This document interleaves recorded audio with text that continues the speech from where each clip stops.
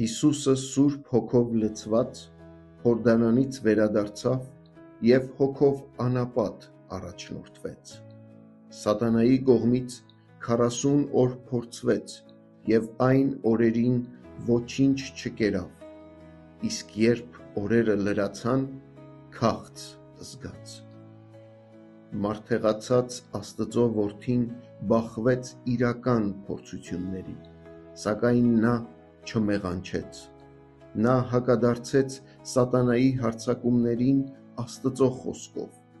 ցույց տալով Սուրբ Գրքի կարող զորությունը։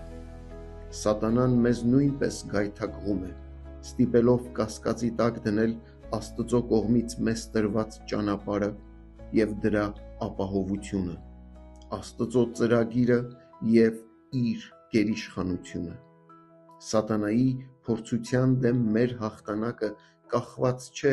մեր կամքի ուժից, գիտելիքից, փորձառությունից կամ մեր հոգևոր հասունությունից, այլ Աստծուց։ Սատանայի դեմ միակ արդյունավետ պայքարի ձևը Քրիստոսին հուսալն է և իր օրինակին հետևելն է։ Աստծո խոսքը մեզ չի տրվել այն մեր տանը պատվավոր տեղում պահելու համար, այլ այն մեր սրտում և մտքում պահպանելու համար է, որպեսզի կարողանանք ամուր կանգնել, երբ փորձությունները գալիս են։ Դուք զինված եք Սուրբ Գրքով, դիմակայելու համար ձեր առջև կանգնող գայթակղություններին։ Հիսուսը